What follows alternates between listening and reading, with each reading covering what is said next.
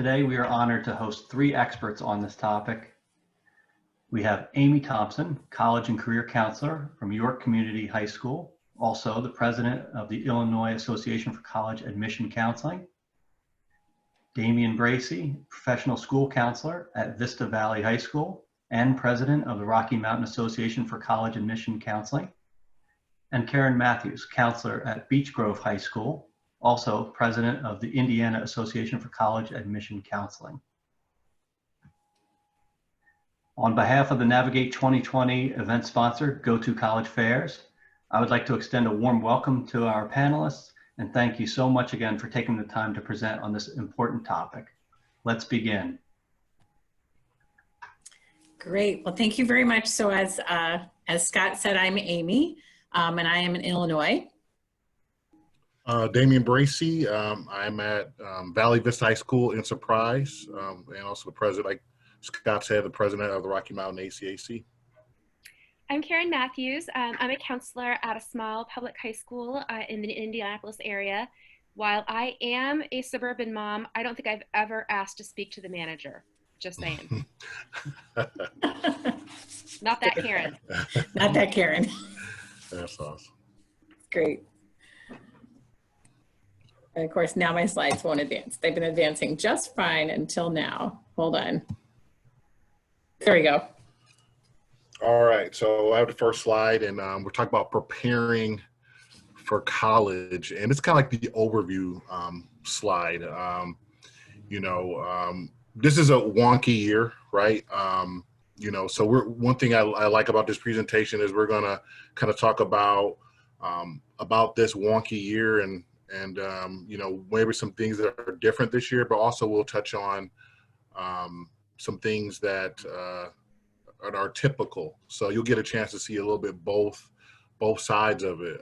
So if any of you underclassmen that are sneaking in here, you'll have opportunity to hear some things that a typical year would happen, but also you seniors, this is a new horizon that we're all kind of going through, so you'll get a chance to see that. So hopefully we'll give you some tips and some tricks and some things like that to help you be prepared for the next couple of years. I know you're stressed. I know we're all stressed right now, but hopefully we'll give you some tips and tricks to look forward to, and you have a better transition to college, because it's already a stressful time. So hopefully it's a good opportunity for you to, we'll give you some tips to help that make it a little less stressful. So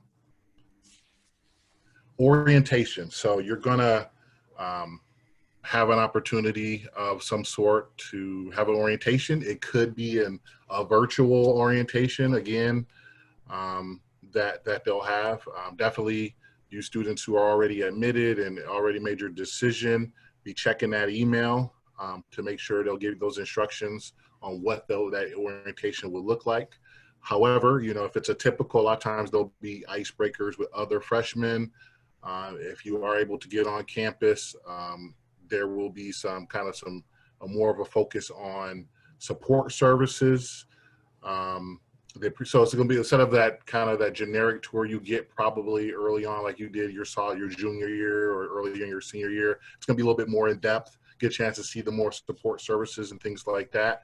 There may be some placement testing so that you make sure that you're in the right spot, whether you can maybe test out of that English 101 or the Math 142 or whatever that may be, or those things. So you will have those placements, so definitely take those serious. And also you'll have an opportunity to meet with the advisor to choose classes. Quick detour, on my way to my orientation many moons ago when I was in college, probably well before your times when you were. I remember having a conversation with my mother about, I was supposed to be a business major, and having that conversation with my mom about what business, because she was in business, what that looked like.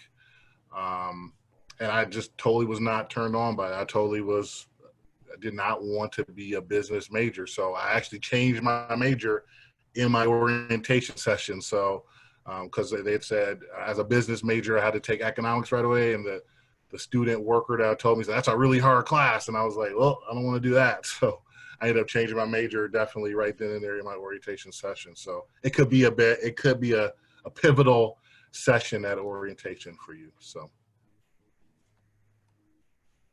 roommate prep. So you're going to have, again, a lot of different, depending on your school, there's a lot of different, we have seen a lot of different ways that they connect you with finding a roommate.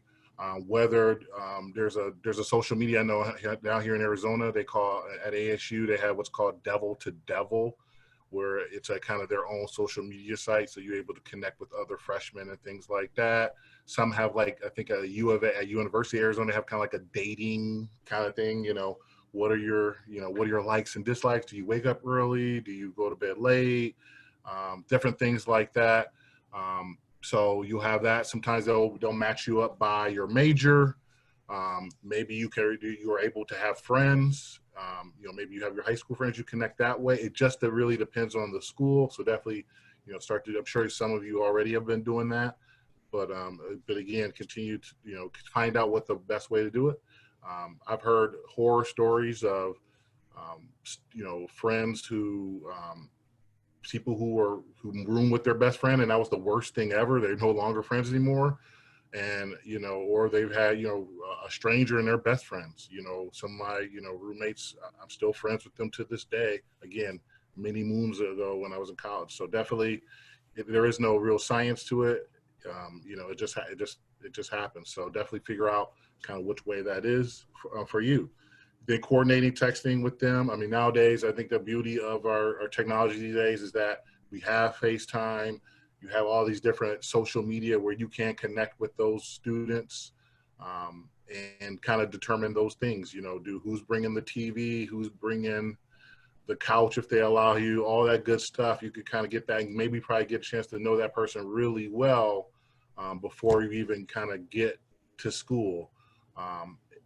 If social distancing is a possible, you know, maybe get opportunity to meet them if you're close by, you know, if you are in the same town with them or close to them would be good, and things like that. So that, again, might be a good way to do that.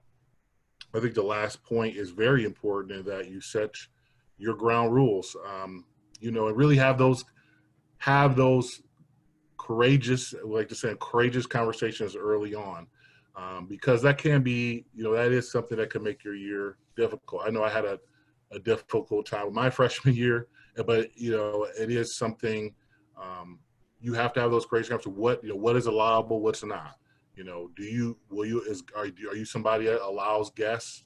You know, do you want to have the party room or anything like that? So just making sure you set those ground rules right away so that there is no surprises later on. You kind of set those parameters. And again, it's good to have, you know, to stick to what you believe in and things like that. And that if you know, your room, that is your kind of your safe haven on campus, make sure you kind of set those parameters so that it continue to be that. Hi, this is Karen Matthews again. I'm going to talk about transcripts and other documents. First off, know that the college that you choose to attend needs your final transcript in order to verify that you did actually graduate. This means that they will be seeing your grades for this final marking period. For some of you, you're probably thinking no sweat. Some of you might be thinking, oh, shoot. So if your school is providing the opportunity to do e-learning, do it. Definitely do it. It keeps you flexing and building those academic muscles and skills that you're going to use when you get to college. So there's no point in letting those atrophy. Your college does not want to see evidence that you checked out or blew off any part of your senior year. They can rescind, and that means take away your acceptance if they do feel like you blew off or checked out senior year. I actually had a student many years ago get that letter saying you better have a really good answer for what happened here senior year or you're not coming. And that was not fun. You don't want that. So all of that said, and maybe scaring you just a little bit, on the other hand, as Damien said, this is a wonky year. Colleges know that this spring is very different than usual. Some schools have more ability to offer e-learning than others, or extended learning, or whatever they might be calling it. Some schools don't have the capability to do that very well. Some students don't have internet access or don't have good internet access. Some struggle with learning virtually. Some have home environments that aren't safe. Some have chaotic homes that make it really difficult to find space or time to focus on learning. So know that your college is going to see your final transcript. But if you feel that your final grades were impacted by forces that were out of your control, any of those things I mentioned or other things that I haven't mentioned, it would be a good idea for you to reach out and let your college know. Be proactive and say, hey, I know you're going to see my final grades, but this is what my spring was like. And colleges are going to understand what a weird time this was. But in the meantime, do your best if you can. Next off, know how to get your final transcript sent.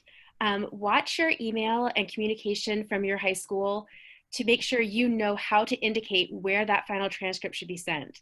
For example, my seniors, I need them to complete the Naviance graduation survey. That's how they tell me. At your school, it could be, maybe it's a Google form. Maybe it's going to be ordering that final transcript on parchment. Maybe it's going to be emailing a counselor. Especially this year, it could be any number of things. So don't miss those instructions and don't miss out on that. Know that some high schools charge for each transcript sent or for each after a certain number. So that's a possibility. But the bottom line is make sure your counselor knows which college you plan to attend. You need your final transcript to get there. Next off, let's talk about dual credits. If you are fortunate and your high school is one that offers you the chance to get dual credits and you have taken one or more dual credit classes, here are some things you need to know to make sure that you get credit for those credits at the college that you attend. So first off, know which college granted that credit. For example, if you took a dual credit speech class at your high school, which college did your high school partner with in order to get that credit, to offer that credit? So for example, if my student took the dual credit speech class at Beech Grove High School that we offer in partnership with Indiana University, but the student will be attending Butler University, then he needs to get with Indiana University. He needs to get onto IU's website and put in a request that his IU transcript be sent to Butler University. Some colleges may make that really easy. There may be like a quick request transcript link that's easy to find. At other colleges, you may need to navigate to the office of the registrar or a records office to find where to do that. Know that there is probably a cost to have that transcript sent, that college transcript sent from one college to another. Moving on from dual credit, let's talk about AP, another way that you may have incoming credit when you get to college. If you have taken an AP class, you probably already know that AP scores are sent from the College Board. So the link, you should be looking at the link right now on your screen. That is the link that you need to use, or you just need to sign into your College Board, your AP student account, and have those scores sent. If you're about to take an AP exam coming up pretty soon, then you've probably gotten some communication about when those scores might be final, and you may want to wait to send that score report after this year's exams. Lastly, on this slide, IEPs and 504 plans. You probably know if you have one of these. If you don't know what either of those are, then you probably don't have one. If you do have an active IEP or 504 plan right now, if you think that you'll need or want accommodations while you're in college, what you should do is ask now or during orientation or advising about what documentation the college needs and to what office on campus that should be sent. And know that accommodations at the college level probably will look different than what you had in high school. Chances are good you'll be doing a lot more advocating for yourself, asking for accommodations. Certain things that you've been used to having may not be available, so it's good to find out on the front end, get them the documentation, and find out what you can have as far as accommodations at college. Great. And now it's not advancing again. When I want it, there we go. Okay. So tricky, I don't know why. So you have so far learned about, making sure your records are getting to your college so that you can register for classes and things like that. You have learned about how to hopefully find a roommate and about orientation. And one of the components potentially of orientation, so these are all the things that are sort of happening early, either right now or early this summer. Some colleges will make you choose your meal plan before you even go to orientation. Others will let you wait, so you can hear all about that. But meal plans sometimes, I think, get a little overlooked by people. And so there are a lot of actually things to consider, especially if you are on a really tight budget. So I like to talk about meal plans because I've learned a lot from going through the experience with my own children, choosing their meal plans at their school. So there are oftentimes plans where it's a swipe, like you swipe to get into your food court, your cafeteria, whatever, and then you can eat whatever you want. They don't check your tray. You can go back 5 times. If you have a really big appetite, that's a really great way to go. There are other places that you swipe to get in, or you go in to show that you show your ID that you can get in. You go, you pick what you want, and you pay by the number of items that you purchase. So you want to find out what that is. A lot of plans also include flex points, which allow you to go other places to get food. So like a Quick Mart or other like local restaurants maybe, or restaurants that are on the campus that you can use those points or those dollars at. So once you understand what the options are, then you also want to analyze a little bit about the cost. Now, if you have a really awesome financial aid package and you can get the biggest meal plan and it will be covered by your financial aid, why not do that? Because that ensures that you are not going to be dealing with food insecurity at any point. But if you are really watching your money and trying to find the most efficient way to spend it, you want to analyze how much your meal plan costs, how many weeks that covers, and how many meals per week. So then you can break down and see how much each meal is costing you. So I looked at one college as an example. It was 12 meals per week for 15 weeks, which is the whole semester. That was 180 meals that the meal plan was covering. It was about $2,000 for the semester. And so when you divide that out, that's $11 a meal. Now, I can eat, you can eat some pretty good food for $11 a meal. Obviously, it's convenient. It's right there for you. You get to go with your friends. There are some really good reasons of why you would want the meal plan, because it's convenient and close and with your friends. However, if you have some flexibility about how big of a meal plan you choose, then, it's worth considering, if it makes the most financial sense. So how much would you spend on a meal if you, say, went to the store and bought some meals that were in the freezer that you could just heat up in a microwave in your room? Probably a lot less. Maybe you're a really light eater for breakfast. Like my daughter was like banana and a yogurt or granola bar, pretty simple breakfast. That's way less than $11. So you have to look at what the meal plan options are, how much you think you would spend if you were buying your own food versus the meal plans in the dorm. There's usually a minimum requirement of the smallest plan that you can buy if you're living in the housing. So you have to find that out as well. But it definitely is a way that you can kind of really analyze and decide how much you should spend on the bigger meal plan or the smaller meal plan versus have that flexibility of having food in your room. Bottom line is you have to pick the plan that's best for you. There are rarely any students allowed to live in a residence hall that can get away with not having a meal plan. You just don't have the kind of kitchen facilities to make real meals on a consistent basis. So most schools will not allow that. But if you know that you're a light eater and you want to save yourself some money, you can really explore the options and try to find less meal plans. So I think it's a good tip because especially during difficult financial times, and I know a lot of people are facing that right now, this might be a way for you to cut back a little bit on some of your spending.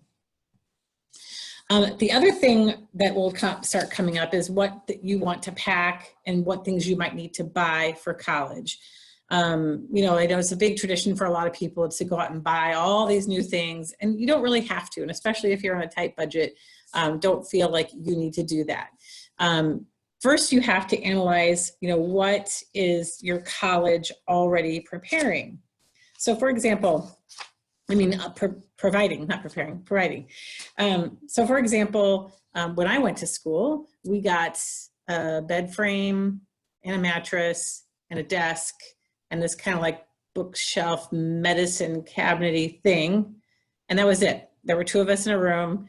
If we wanted to loft our bed so that they went up high, so we'd have more floor space, we had to get our own loft. And they gave us examples of different plans of what was acceptable and what the size had to be.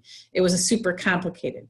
When my kids went to school and during orientation, they told us what the options were. You could bunk them, you could do low lofts, you could do high lofts. You talked to your roommates and you told them what you wanted, and they either set it up for you or they gave you the hardware so you could set it up for yourself. And it was already preset. You didn't have to worry about acquiring a loft or anything like that. My daughter was in a quad. They even provided her with a divider. So all the core things were needed, and we didn't have to buy any lofts or anything crazy like that.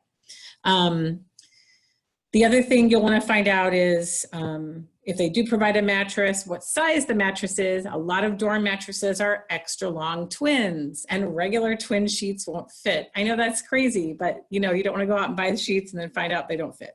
So find that out as well.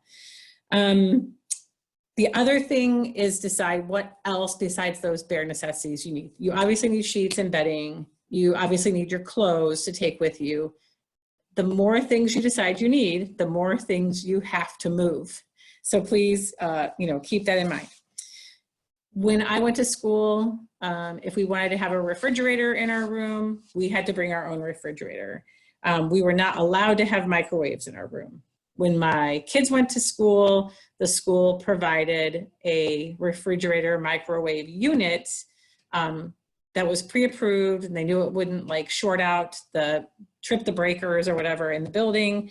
So find out if that's a possibility at your school. Sometimes it's optional and they'll charge you like a rental fee for the semester, so take care of it so you don't get charged to replace it. That saves you the hassle of having to buy it and move it and making sure it's compatible and all those things, okay? When it comes to then, you've got to work with your roommate to decide who's going to bring things, because you probably don't want to bring double of everything, because again, the more you bring, the more you have to move in and move out.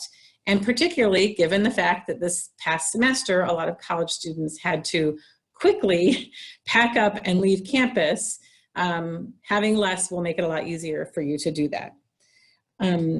People who are living in the dorm also need to think about the bathroom situation. So if you are using a community bathroom, which means you share it with like a whole wing or everyone on your floor, that means you're probably going to need something to carry all of your bathroom necessities in back and forth. I know that's a minor detail, but if you have a lot of products that you use, you don't want to try to carry them in your arms and lose them.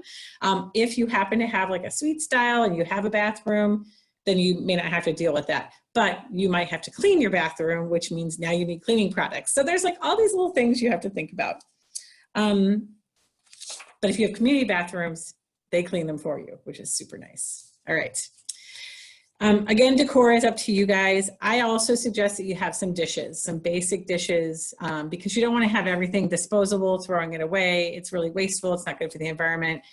Just like one set of utensils, a plate, a bowl, a cup, so that if you do have microwave meals or things, you know, it's easy for you to do. You'll need some dish soap, so kind of some basic things. But again, you don't need anything fancy. It doesn't even have to match, so you don't have to spend a ton of money.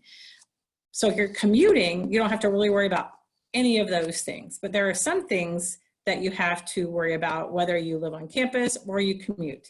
Either way, you're all going to have technology needs, and you're going to have to decide how to keep those safe. So something that we found was really important for our kids was how to lock up their valuable items, like their phones, if they weren't going to take them with them, which is a rarity, their laptops, any other devices. So some colleges have a built-in drawer that has a lock and you just bring your own padlock, but not all schools do. So if they don't, you might want to look into some sort of a lockbox that you can also lock to your bed with like a bike thing so that your items can't walk. Now look, most college campuses are really safe. Most residence halls are really safe, but there's not a 100% guarantee, and no one wants to have their laptop stolen. Roommates forget to lock doors, even though you have a rule that you're supposed to lock your door. So just be really thoughtful about that. Commuters, you similarly are going to have to bring a lot of things back and forth with you, presumably. Find out if your college has a commuter lounge and if they have lockers that you can use during the day, so that if you have extra things to carry with you, such as your lunch or whatever, you don't have to carry it with you all day long everywhere you go. If you drive to campus, you can leave things in your car, but again, is that a safe thing to leave things in your car? So a lot of things to consider. And the last thing I will mention about locking things up is if you have prescription medication that you take, I would definitely encourage you to also lock that up. Unfortunately, we're in an environment where kids will steal, your ADHD medications. I've heard lots of terrible stories. They also might try to buy it from you.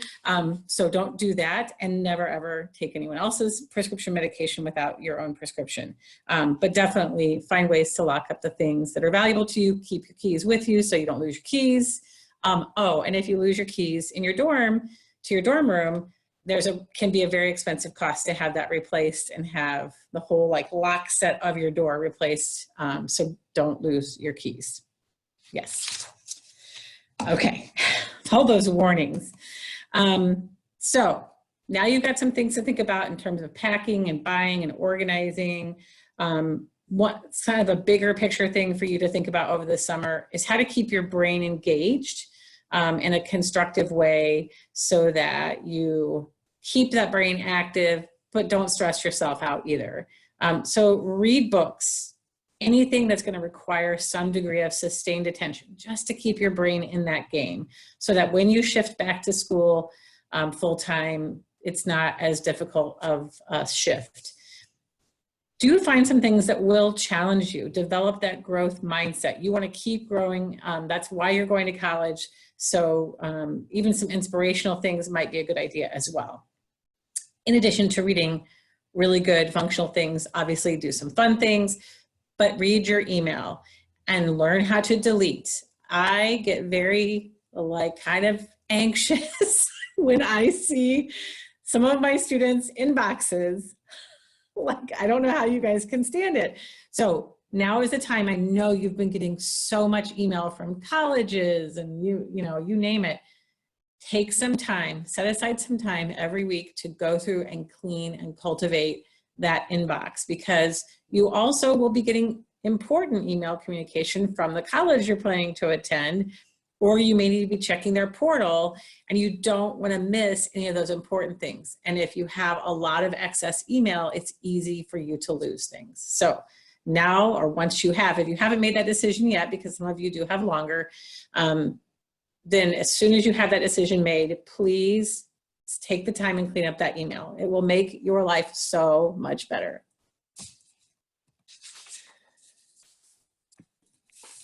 I echo Amy's sentiment on that. She would probably be really stressed out if she saw my inbox. So if there's someone in your life who does a really good job of cultivating their inbox, ask them how they do it. And then tell me. That'd be great. Okay, moving on to campus resources.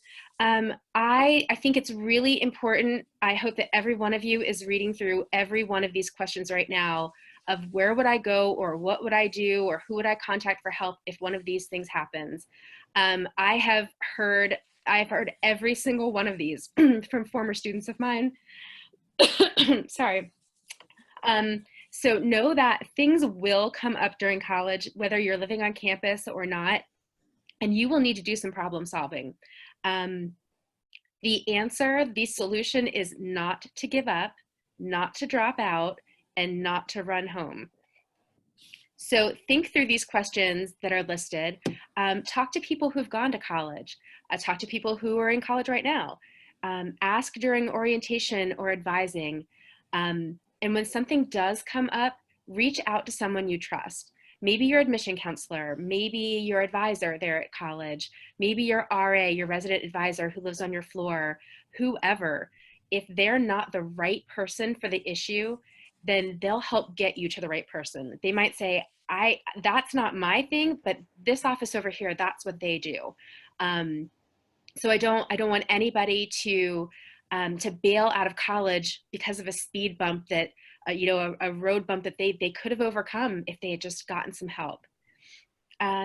Most importantly, I want to talk about if you're struggling emotionally, if you're thinking of hurting yourself, and especially if you don't have the energy to get yourself help, please reach out to someone to take over and get you that help. A person, any person, a hotline, anything.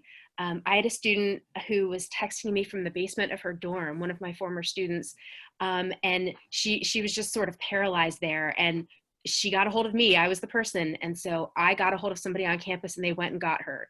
Please reach out to somebody. We don't want anything to happen to you while you're there at school.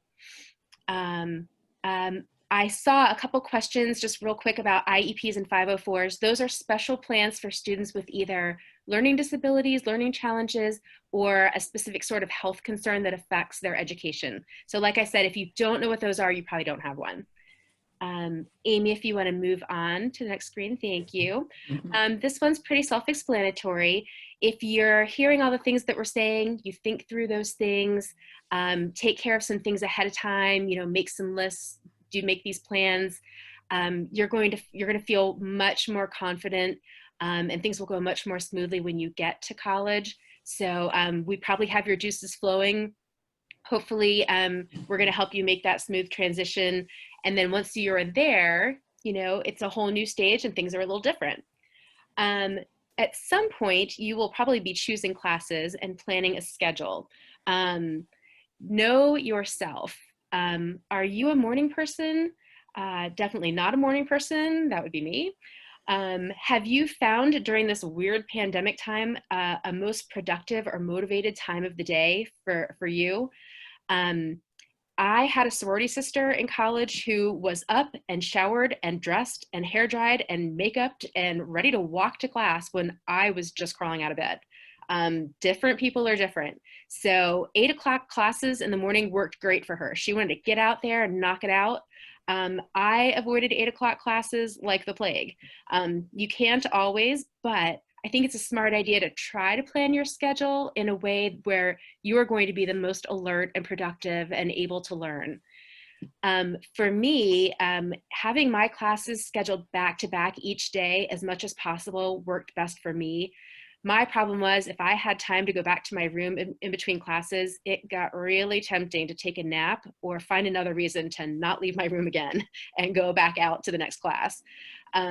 But some people might find they might prefer to build in breaks between classes so that they've got some time to get things done while they're rolling during the day, instead of, maybe some people know once I get back to my room, I'm not going to be as motivated to do stuff. So I should do it while I'm out.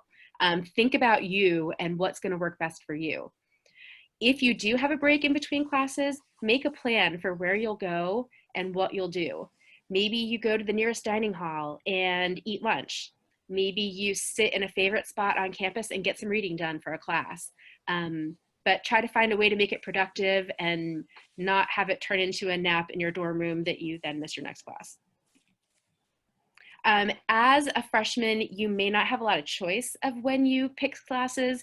I think most colleges probably let seniors choose first so that they get what they need still to graduate, and incoming freshmen tend to get to pick from what's left. So hopefully you can plan a schedule that would be ideal for you, but it might not happen at first, but hopefully as you move on through college, you'll get more and more choice about that. Next topic is credit hours. This is something a lot of students maybe don't understand, unless maybe you've talked to somebody who's been to college. Like in high school, you earn credits for classes that you take and pass, but the system of how many credits per class is probably different than what you have right now. Most often, I would say most college classes I took were worth 3 credit hours, which basically corresponds to spending about 3 hours per week in class over the semester. So I'll give an example. I got onto Indiana University's online course catalog and looked for a couple examples for you. So Indiana University's Psych P101 class has 2 75-minute lectures per week. So that's not quite 3 hours, spending time in class. But some classes are worth more or less. For example, I use Chemistry C101 is worth 4 credits. It has 3 50-minute lectures during the week, plus 1 50-minute discussion section. Another example, this is a weird one. Hear me on this one. See if you can do the math with me here. I use Business A303 class, which is Communication for Accountants. I know that's really specific. Is worth 2 credits. It has 2 45-minute lectures per week for the first 8 weeks of the semester. So you're going to find all sorts of different schemes of, you know, maybe it's a half semester class, maybe it's some schools have like a January period of classes where just that month they take a class and get a credit. So pay attention to how many credits you're signing up for there. Full-time status is 12 to 18 credit hours. You must stay full-time in order to get your full financial aid package. If you drop down to part-time, that affects your financial aid. So be really careful about that. Be really careful of dropping a class and then falling below 12 credit hours. So, you know, I started off with 14 credit hours and then I dropped a 3 credit hour class. Uh-oh, now you're not full-time anymore, and that's going to affect your financial aid. Do you really want to go hand back all that financial aid they gave you? Probably not. Pay attention to drop and add deadlines. If you get into a class that you realize was a horribly wrong choice, you had no idea what you're getting into, make sure that you drop that in time, and hopefully in time to add a different class so that you stay at the number of credit hours that you should be at. Generally aim for 15 credit hours per semester or 30 credits over the course of a school year in college to stay on track to graduate in 4 years. And know that 3 credit hours, that spending 3 hours in class, you're not done when those 3 hours per week are done. That is the time that you spend in class. In college, you will be expected to spend a significant amount of time working on coursework outside of class. If you're one of those high school students, and I've got quite a few of those, who are I get my work done during class kind of thing, that's not going to work in college. Just get that out of your mind right now. That's not going to work.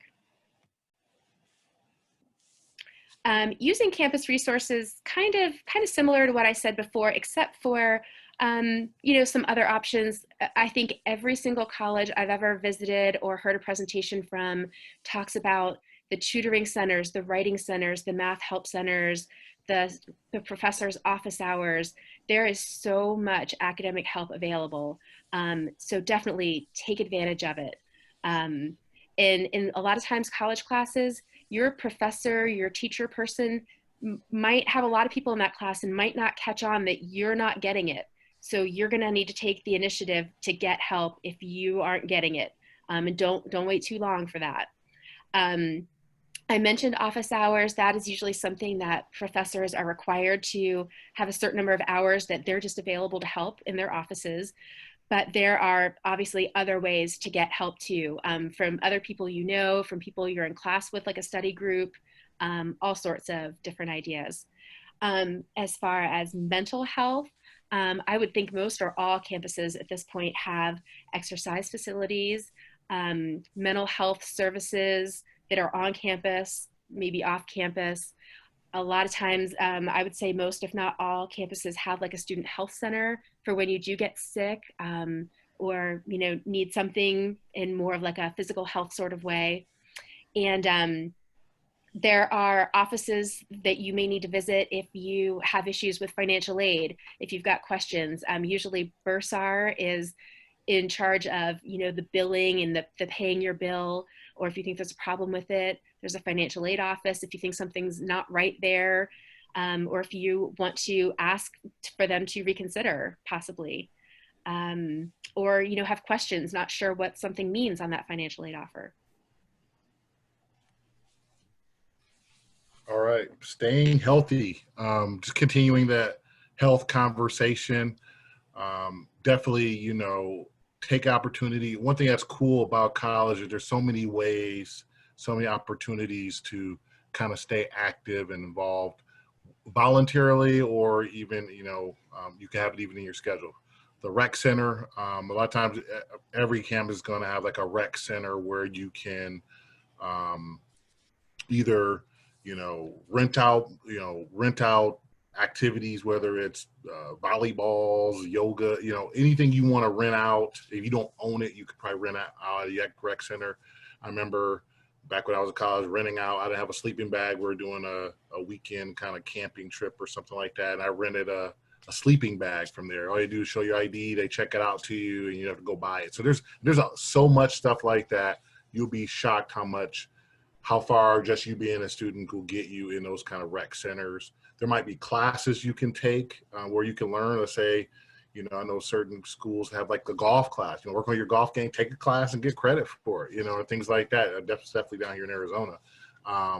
But there's so many things where you can stay healthy and maybe get credit for it. One thing that I was big in, I was a high school athlete and thought I'd play in college. I didn't. So one thing I kind of kept my competitive edge going was intramurals. I was definitely a big intramural champ. Still have the t-shirts to prove it. Definitely, whatever kind of sport you could think of, more likely there's intramurals for that to kind of keep you and your, whether you're friends from high school or friends from your dorm, you can get the team together and practice, get bragging rights and things like that. So that's a really big fun opportunity to kind of continue to play the sport you love. There might be extracurricular activities and things like that, maybe yoga groups, running groups, things like that, where you could be a part of there. Again, also maybe a little more to the spiritual, staying spiritually healthy. Definitely there's groups going to be groups and clubs and activities where you can kind of continue those things, whether it's a lot of times there, you might even have, depending on the campus you're at, if it's a Christian camp or whatever kind of campus, there might be an actual chapel on campus and things like that where they have different services and things like that, or nearby religious organizations on campus and things like that, where you can have, so you can definitely kind of continue that. If you are a spiritual person and you want to continue that in college, I definitely encourage you to continue to do that, to keep that balance. Sleep, that's a big one there.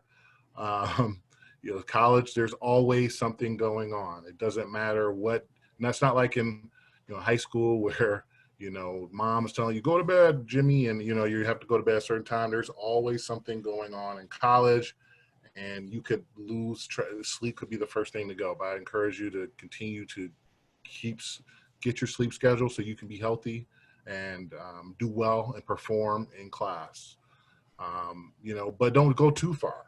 Staying focused. You have to have that balance of, I've seen, some folks that all they do is study and, they don't have any kind of fun. Go have some fun. You want to have that balance of, and learning, again, learning the balance of having fun and studying. But you got to have some relief as well. Having a buddy system, connecting with some different folks where you can, again, somebody who you can have some fun with, some good positive fun. That's definitely encourage you to do that.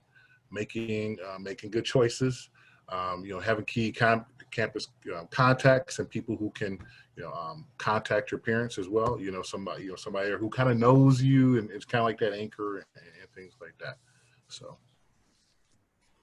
next one. And finding your people versus stretching.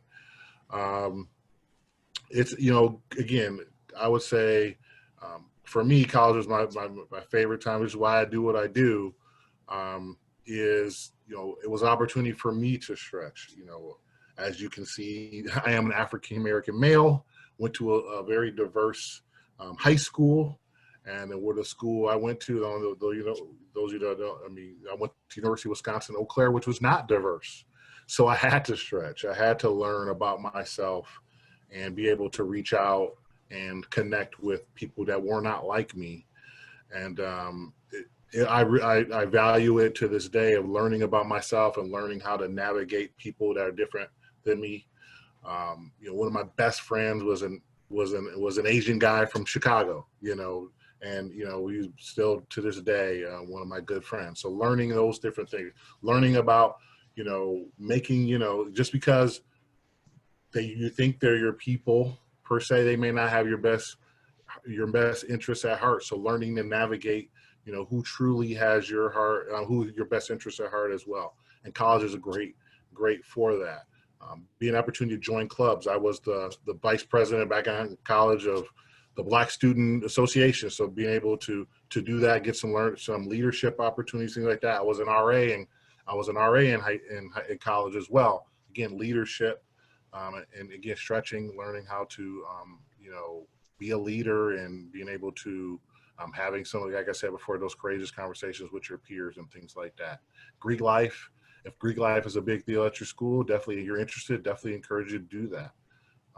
explore cultural centers and things like that. There's going to be so many opportunities for you in college to learn about different cultures, or you know, learn about yourself and maybe your own culture, and connect with other people like that. Definitely, again, huge. They have, you know, a lot of times they'll have, you know, different cultural events on campus, and take advantage of those things. Always, college are going to have, you know, there's always, hopefully, again, once this whole thing is done, you're going to have concerts and different people come on campus that are reduced rate. Take advantage of those things, or go to art, you know, art festivals, stuff like that. It's just a great time in college. And then having anchors on campus, people you can connect with. I had some, you know, over time, had some great friends. I also had some really cool advisors. I was so blessed to have my freshman year, they had, so again, being that, you know, I was a minority on campus, our minority office on campus had paired us with an older mentor. So, and I was so blessed to have somebody who was an older, you know, he had an older gentleman who was going back to school to get his master's. And, you know, he was a married man, and he would bring me over, and we'd have, him and his wife would bring me in and have a home cooked meal. And be able just to kind of talk with him and kind of get just, you know, just a great, you know, every couple of weeks to be able to have a home cooked meal and talk with him. And he also was majoring in math, to be a math teacher. So he was a tutor for me, and I struggled in math. So it was just a great opportunity to just have that every couple of weeks, just to get off campus and get a home cooked meal and have that person to just connect with. And I am, I'm indebted to him to this day, of just being that kind of person to me that I could just kind of connect with. So it was awesome. You know, stay in touch with friends in high school. You know, definitely that's something, you know, I probably could even do a better job of. Maybe some friends, some really close friends you have with high school, connect with them over the years. Maybe they're going to a different college and things like that. They definitely encourage you to connect with them, and also connect with your parents. They love you. They're going to miss you. You know, again, now this day and age with, you know, easy minutes and free minutes and things like that, it's so easy to do so. I remember back when I was in college, it was the phone cards, and you have to like reload it and all that good stuff. So nowadays you just got unlimited minutes, so definitely take advantage of that. So awesome. I know that we're running out of time. I just want to, and you will get the slides afterwards and be able to review this, but I do want to hit a few of the key points. We've talked about, you know, this year may be different because of what's happening with the global pandemic and the coronavirus. We've already talked about orientations. It's almost all of them are going virtual this year. If you get to have an in-person orientation, that will probably be very unusual. And it will probably be hard for you if you are taking a random roommate to meet them ahead of time. Placement testing, you wouldn't realize is different, but a lot of colleges do use placement testing. I've heard some schools are now waiving placement testing, and they're using your high school transcript to figure out what class to place you in. So just be aware of how your school is running. Whatever school you choose, have chosen, or will choose, just make sure you understand how they're running things and that you're taking care of all that so that it happens. It's possible there might be some new needs for documentation. So one of the things that could happen is if tests for immunity of the coronavirus are available, you may have to prove that you have immunity before you can live on campus. That's a possibility. These are all random possibilities. If the vaccine is available, you may have to prove that you've received that vaccine. So that's a new hoop you might have to jump through. I know a lot of people are concerned that school might be online instead of in person, and you're gonna have to start thinking now about what you would do if your school does end up being online and how that will work for you, and start preparing yourself mentally for that just in case that does happen. So I mentioned that you might have some additional immunization records to provide. I'm mentioning the transcripts again, dual credit, because you are not physically in your building with your counselors. They're nagging you about these things. It's really important that you follow through and find out what you have to do. And I mentioned the 504s and IEPs again, because especially for a student who has an IEP or a 504 for health reasons, the COVID-19 situation may make things a little more complicated for you, and it may change things for you even more dramatically than it might for another student who doesn't have, say, issues with immunosuppression, things like that. So I just mentioned that If you have a learning issue and if school is delivered online, that could make the learning issues harder too. It could be better for some people. So I mentioned those things. Those are all things you want to start to think about if your college starts to need more documentation, things like that. There are 2 articles linked here. I won't go into all of these possible options, but every college wants you to be on campus in the fall. I guarantee it. They want to open, they want to run, they want to operate as normal, but they are also looking at the reality of it may not be safe, and they want you to be safe and healthy. They don't want to have an outbreak on campus. So there are a couple of articles. NPR just had a story today about different options colleges are looking into. Obviously, your school will communicate with you, but I want to let you know, these are some of the different things that could happen, and start thinking about how those might work for you, okay? And there we go. See, I got through that as fast as I could, but you do have all that to refer to, and I know we probably have some questions. So you'll be able to use this as your guide. You'll get those slides. Thanks. Excellent, thank you. Yeah.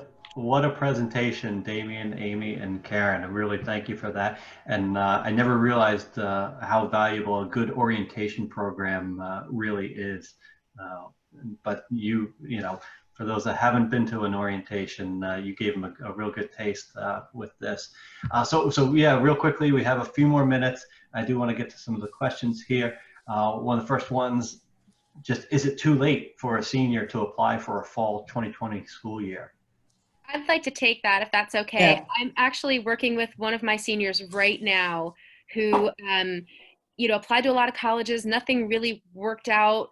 She got accepted to a couple of them. The financial aid is not working out the way she hoped.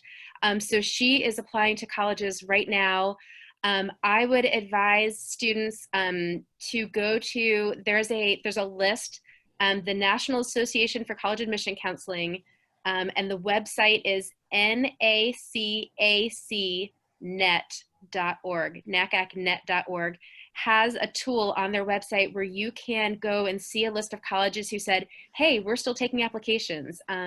We still have openings and we're considering students. So make use of that list, and whatever you need to do to get your transcript or other materials to any colleges that you're applying to now, like we said earlier, be in touch with your counselor, make sure they know what you need. So no, I will say, Karen, I Googled that earlier because I saw that question popped up. You can actually just Google NACAC college openings update tool, and it will take you right to that. So yeah, it's a great tool, you guys. If you're still looking at possibly applying because you're not happy with your options, you can still do that. Thanks, Great. Karen. Yeah. So a lot of what you talked about was using the resources at the institution that they've applied to or have been admitted to. Here's an important question. When should you disclose an emotional or physical disability and needed accommodations? Should it be during admissions process or after acceptance? Sure, I can talk about that one. You know, a lot of people, it's called self-disclosure. If you tell someone you have a disability of some kind, you are self-disclosing that. And a lot of parents and students, I have a lot of stress about whether that's a good idea to do during the admission process or later. One, you don't have to do that during the admission process if you are not comfortable doing it, but you want to do the research at the schools to find out what services they provide to make sure they're going to be able to provide the right ones for you. Ultimately, if you don't disclose during the admission process and then you're admitted, then you definitely want to start reaching out to those offices, Office of Disability Services or Office of Access and Accommodations, usually something like that. You can also search for on their website to find out, you know, what kind of documentation are they going to require, and you can even talk with someone specifically. They may ask you to send over your IEP or your 504 plan so they can look it over to have an idea of what specific help you might need. They'll always have some kind of an intake meeting with the student. Parents are usually welcome, but the student will be the person in the driver's seat because the parent's not going to college, the student is. So, and it becomes the student's responsibility to, you know, follow up and get the services that they need. So you can disclose at any point. It's not going to hurt if you disclose something and you don't get into that school. This is my personal philosophy. I wouldn't want to go to that school If they don't want me because of my disability, I don't want to go there. But I understand that people aren't always comfortable with that. So if they don't want to disclose during the application process, they can do the next step afterwards. Great, thank you. Yeah. Well, once again, another hour has flown by, and a Flown. lot of great information from all three of you. I really appreciate your expert advice and insight. Damien, Amy, and Karen, thank you once again. At this point, we'll conclude the expert presentation titled Seniors, the Clock is Tick-Tocking, College is Almost Here. Remember that you can come back to the event page at any time to watch this recording. And thank you once again to our panelists. You had mentioned that there's some links in your presentation. Correct. Will you be willing to share the presentation? Yes, absolutely. Excellent, excellent. Thank you. I know that was another question that came up in there. And so not only is it recorded, you will get a copy. I'll make sure that that gets sent out as a link. Perfect. So thank you. So with that, I'd like to remind you also to explore your college options in our virtual college fair. We have hundreds of interactive virtual booths where you can watch videos, download materials, and even chat live with admissions representatives from that institution. You'll also find some booths have a schedule on their own live stream presentations. So make sure you visit that today or come back while the event is still live to enjoy those experiences as well. So with that, we will conclude. Thank you so much. Have a great rest of the day, everybody. Bye-bye. Bye. Bye.